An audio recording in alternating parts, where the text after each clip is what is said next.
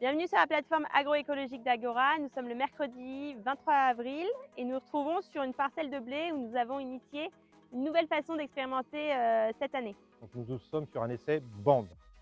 Alors qu'est-ce qu'un essai bande? Un essai bande, c'est un essai, on va tester des combinaisons d'itinéraires techniques sur une parcelle qui est beaucoup plus grande qu'une micro-parcelle, puisque là nous sommes sur des parcelles de 21 mètres de large sur 90 mètres de long. Et nous allons nous servir de référence de la bande agriculteur avec sa technique d'implantation de sa parcelle. Donc l'objectif, c'est de créer des itinéraires durables et performants en se basant sur des leviers que nous avions déjà validés dans nos micro-parcelles dans les années précédentes. Donc nous avons mis en place différentes stratégies avec un fil rouge qui était comment améliorer nos pratiques en gardant en tête un cap agronomique, économique évidemment, et puis environnemental. Et toutes ces stratégies sont comparées à une modalité agriculteur en essai-bande.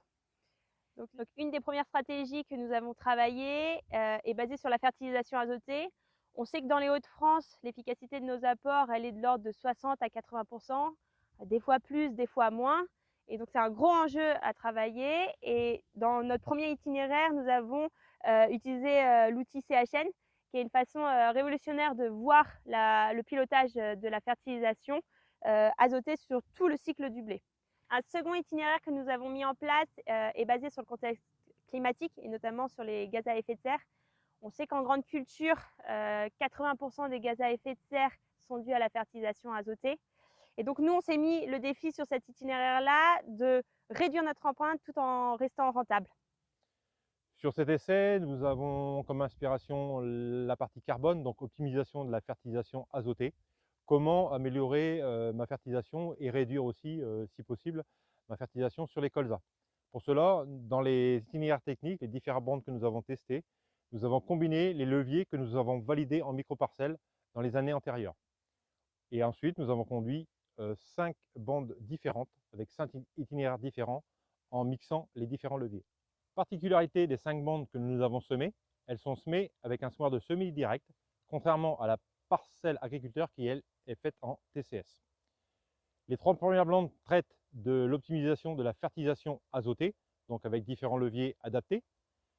La 4e bande traite toujours de l'optimisation de la fertilisation azotée, mais en combinant aussi des leviers afin de réduire les IFT si possible. Et nous avons une 5e bande où nous allons gérer la transition vers l'agriculture de conservation des sols.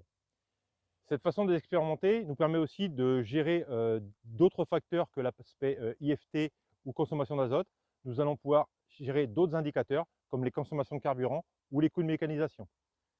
Si vous voulez en savoir plus sur les autres itinéraires testés et sur les indicateurs que nous avons mesurés, je vous invite à venir échanger sur le terrain directement le 11 juin prochain aux Estivales.